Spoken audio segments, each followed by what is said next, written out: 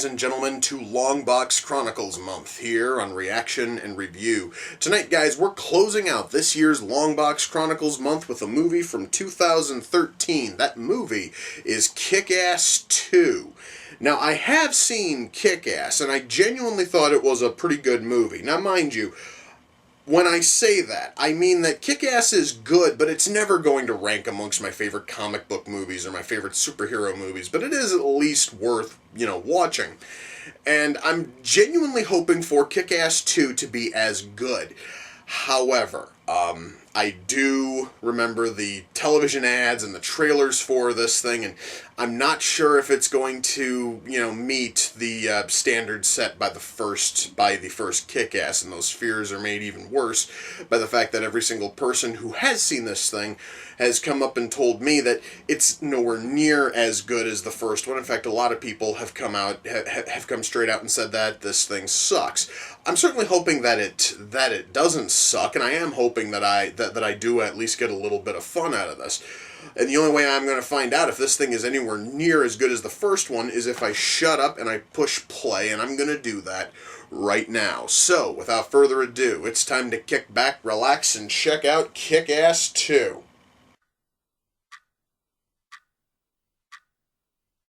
Wow. And within a few minutes, the Red Mist, or the artist formerly known as the Red Mist, I guess, has become more evil than he ever was in the previous film. With one single, a series of accidental kicks. That's interesting. Alright guys, the first, couple of minutes were sort of strong, and since then the movie's sort of gone downhill really fast. Is anything of interest going to happen? And please, dear God, are you going to shut this god-awful song off?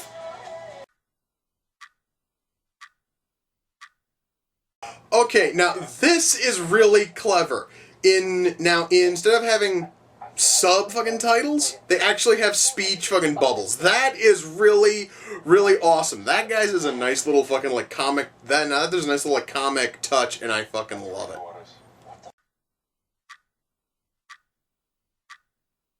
Okay, I'm really not liking that fucking dog. That was kind of disgusting. Guys, this last scene's been really... Okay, that shot sort of ruined it. We did not need CG shit in there to ruin the scene. No, guys, literally, it was shit rendered in CG. It was absolutely unnecessary, and it kind of ruined a fucking otherwise awesome scene.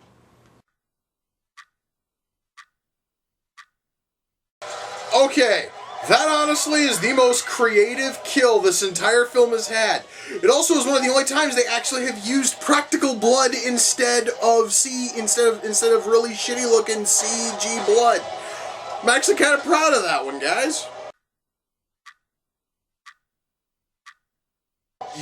Guys, this right here is the final fight in this movie. What I'm really wondering is, why the hell don't I care? Why in the hell am I more interested in trying to identify the pinball fucking machines in the background than I am anything that's going on in this shot? Perhaps maybe it's because the writing has been rather poor for the last hour. I'm not totally sure.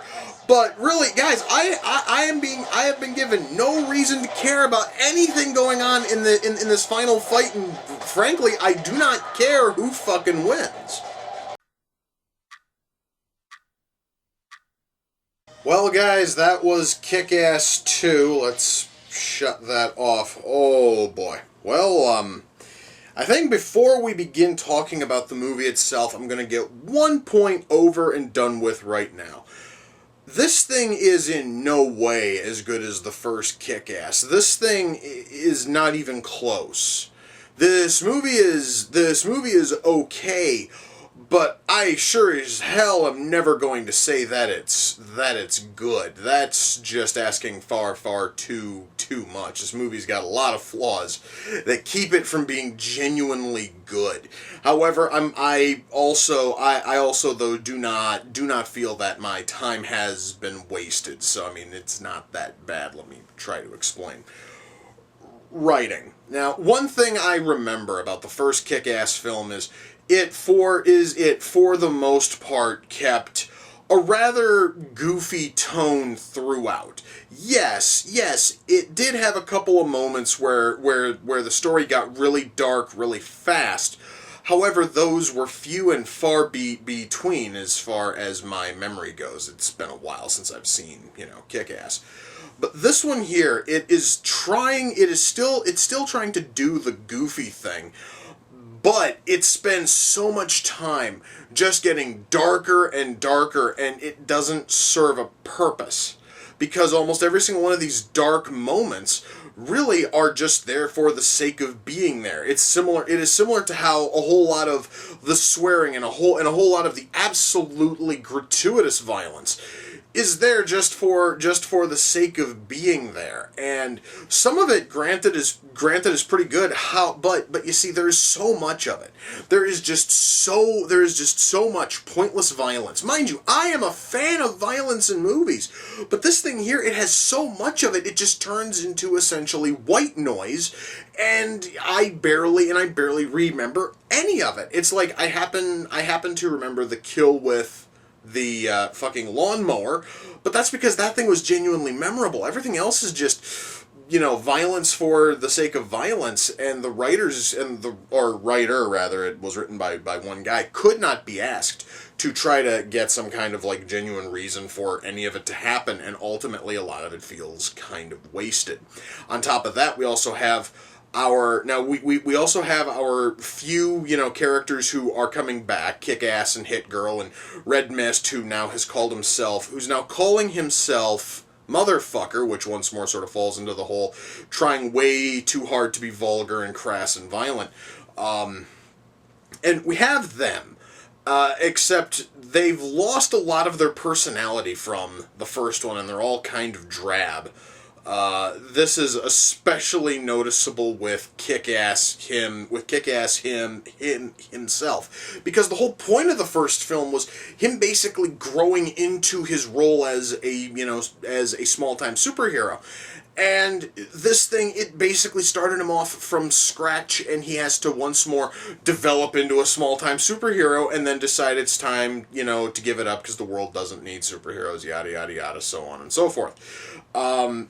And it just felt, it really was just basically trying to rehash the first film, ramping up a ton of things in a huge way, and we don't get Nicolas Cage. And I'm going to tell you right now, the lack of his character, which makes sense because of what happened to him in the first film, but his presence not being here really kind of hurt it, because really, guys, the best character in the first film was Big fucking Daddy, and you can't have a proper sequel without a character who's that cool. And you can load it up with dozens and dozens of superheroes and dozens of supervillains, all of them with barely even a name, and it's not going to mean shit, because not a single one of them is as interesting as Big Daddy was in the first film. In fact, guys, I'm going to tell you right now, you could take every single one of the new heroes and villains in this film, as shallow and as pointless and as cliche and as borderline offensive as most of them are, and you could combine all of them, and they still wouldn't have the wit, the personality, and the awesomeness of Big Daddy in the first Kick-Ass film, which is saying quite a bit, because really, as a character, Big fucking Daddy was kind of lacking in the first place.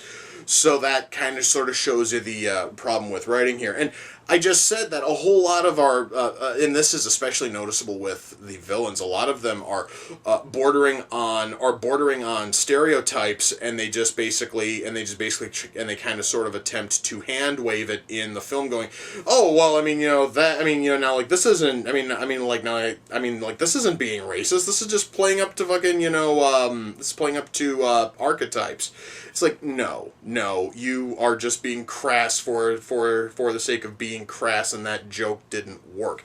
Speaking of that, a whole lot of the humor which is in here, and a whole lot of the jokes are so forced that any and all humor is just pulled out of them by force, and there's nothing funny there.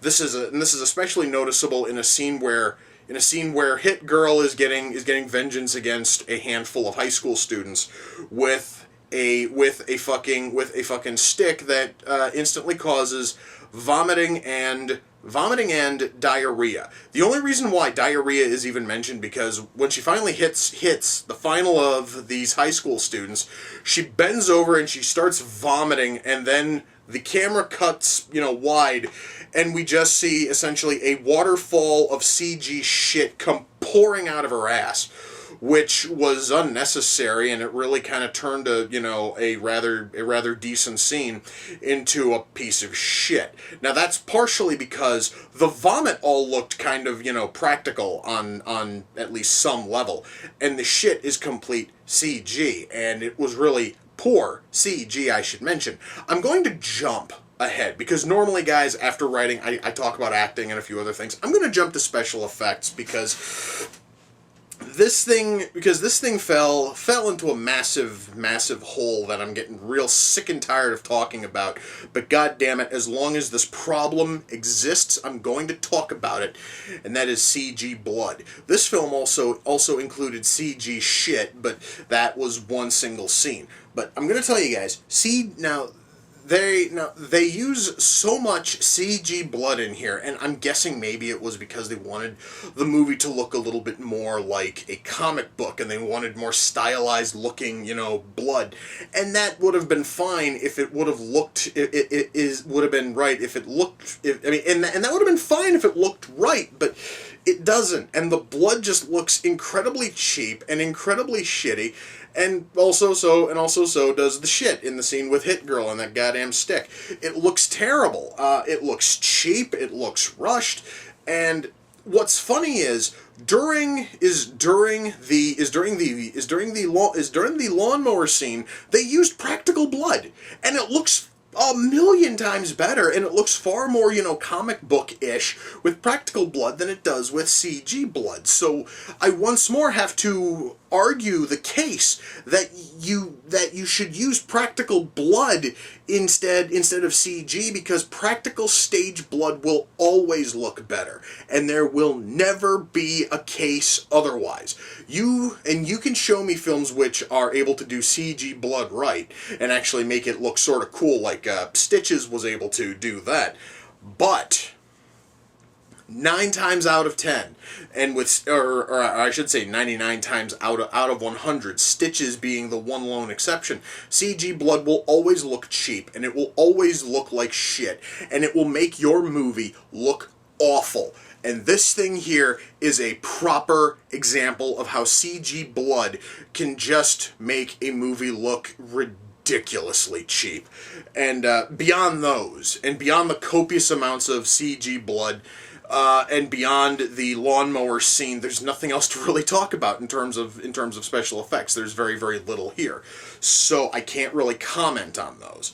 Now I'm going to get back on track. Let's talk about acting. Now as much as I can bang on about how the script is tired and it's boring and there's almost nothing of interest going on, the acting here is really solid, and I'm going to have to give special notice to Jim Carrey, because Jim Carrey is in the movie, and I would not have known that he was Colonel Stars and Stripes unless I was told otherwise, because Jim Carrey looks nothing like Jim Carrey throughout most of the film.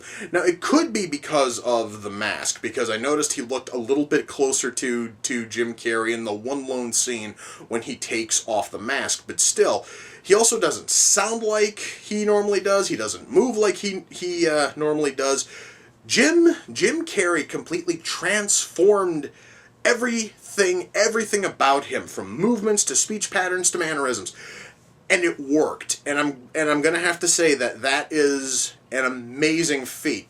And on top of that, everybody else's acting was really good, and I am kind of surprised that all of them were able to turn in a showing which was that decent, especially when your script is this poor. So I am gonna have to give mad props to the entire cast. All of them turned in amazing performances, and I'm rather proud of that one. I am really proud of the entire cast for taking a script this bad and actually making something genuinely good out of it in terms of how they handled their, performances. I've already touched on special effects. Camera work here is really good. The sound mix is okay. I want to touch on the soundtrack. I can count like one or two really good pieces of music in the score and also in the soundtrack. Everything else is garbage, and that is not good. In fact, one of the only genuinely good pieces of music is one that I've heard elsewhere, and I've heard a few dozen times.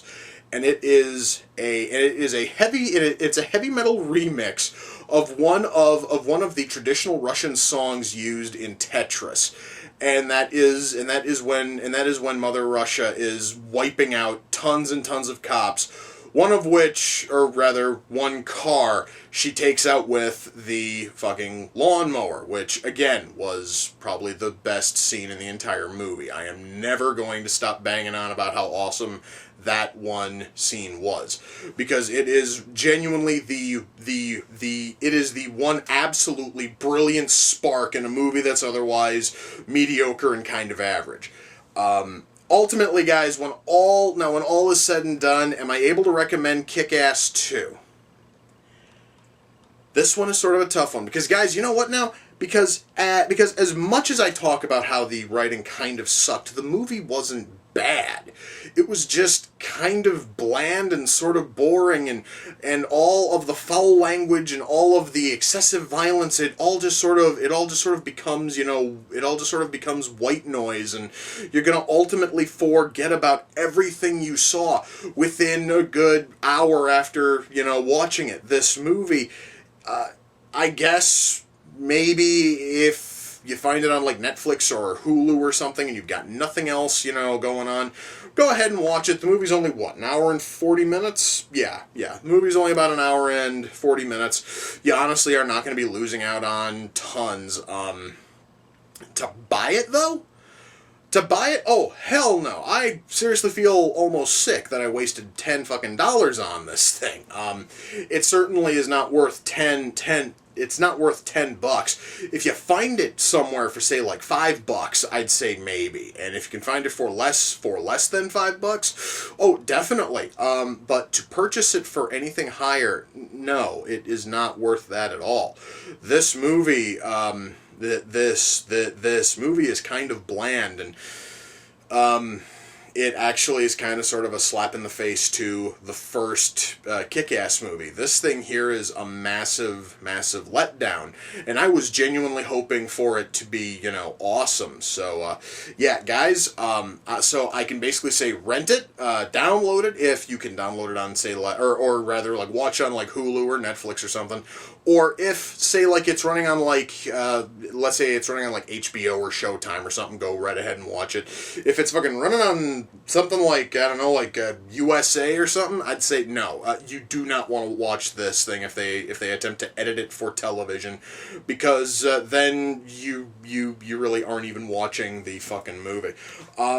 Yeah, I really, guys, am not able to give this thing a solid recommendation, but if, honestly, though, you can find it and you can watch it for free, by all means, go ahead, but I honestly would not fucking recommend putting tons and tons of money into it. Now, I kind of want to watch the first, Kick-Ass movie. Luckily, I do have that also on Blu-ray. I'm going to go and watch that. Anyway, guys, with that, we come to the close of another reaction and review. Until next time, ladies and gentlemen, take care, and I will see you all in the near future. Peace.